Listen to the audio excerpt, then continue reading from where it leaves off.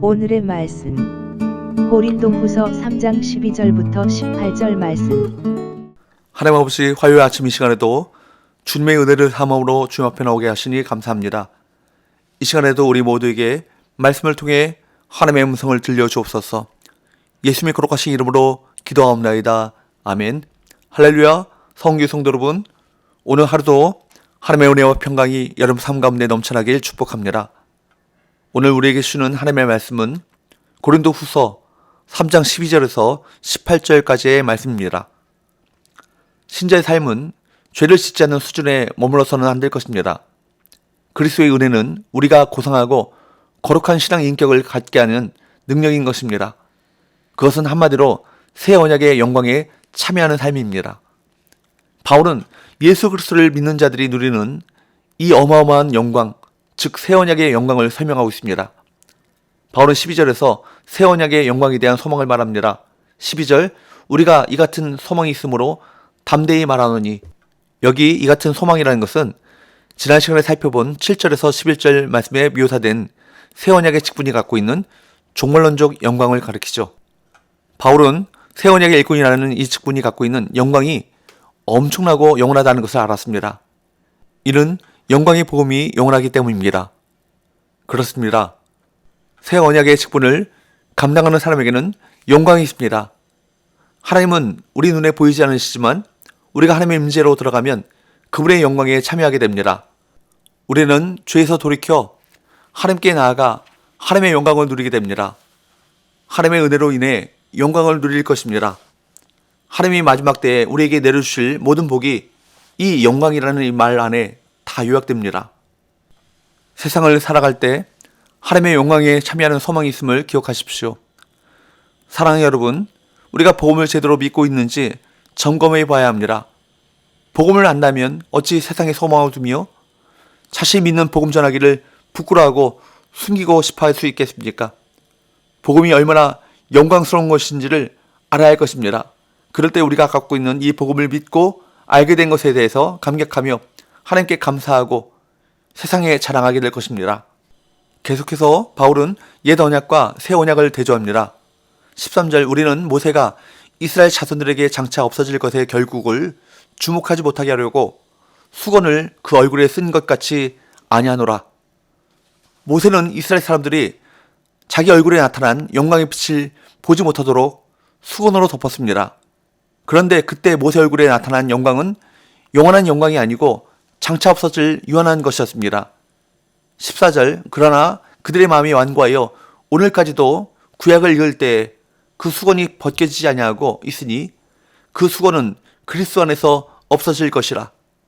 바울은 이스라엘 자손들이 여전히 시대착오적인 행습에 젖어 있다고 진단합니다. 율법 시대는 이미 지나갔고 복음 시대가 시작되었습니다.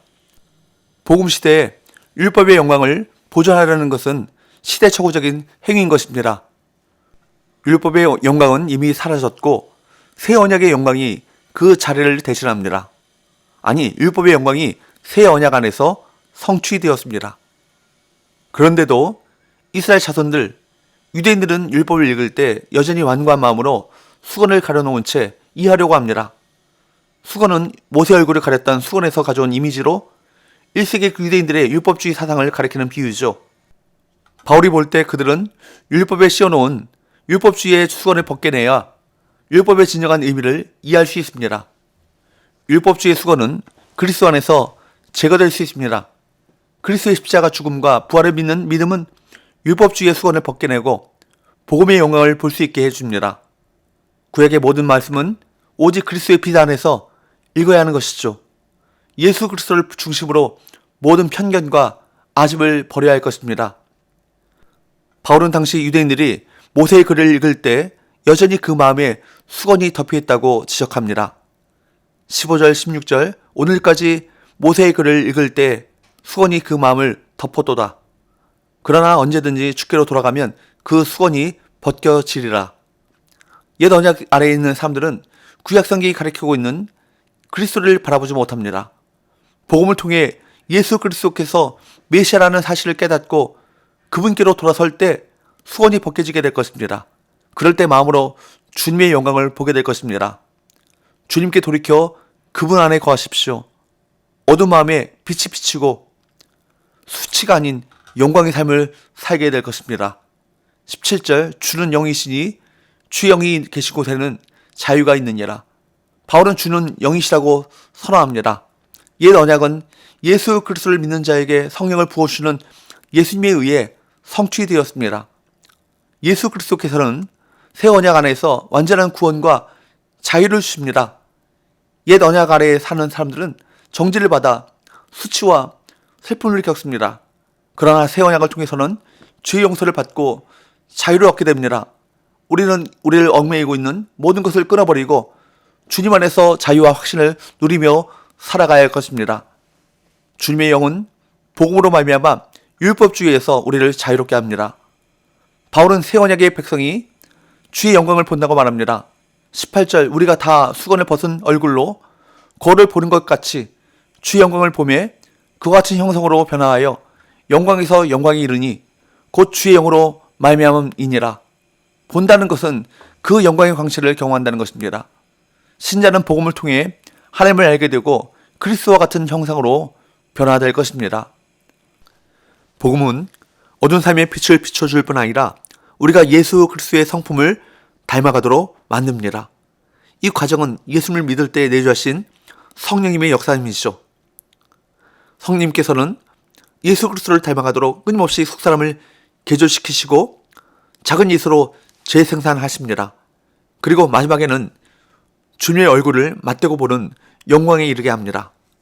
그러므로 우리는 그리스도의 영광 안에 거하며 장차 영광에 이르는 길을 걷고 있는 순리자인 것입니다. 바울은 새 언약의 백성의 소망과 승리를 전합니다. 그런 성도들이 그리스도를 통해 마음의 수건을 벗어버리고 성령 안에서 자유와 확신을 누리기를 바랍니다. 우리는 이런 영광의 소망을 가진 자들입니다. 성령님의 인도하심을 따라 영광을 위한 순례의 길을 당당히 믿음으로 걸어가시기를 주님으로 축복합니다. 기도합시다. 하나님 아버지, 우리에게 복음을 주셔서 하나님의 영광을 누리게 하심을 감사합니다. 이 복음의 영광이 매우 크고 영원하다는 것을 믿고 담대히 이 복음을 전하게 하여 주옵소서. 또한 성령으로 이 복음 안에서 자유를 누리며 날마다 예수님을 닮아가며 온전한 영광에 이르게 하여 주옵소서. 예수님의 거룩하신 이름으로 기도하옵나이다. 아멘.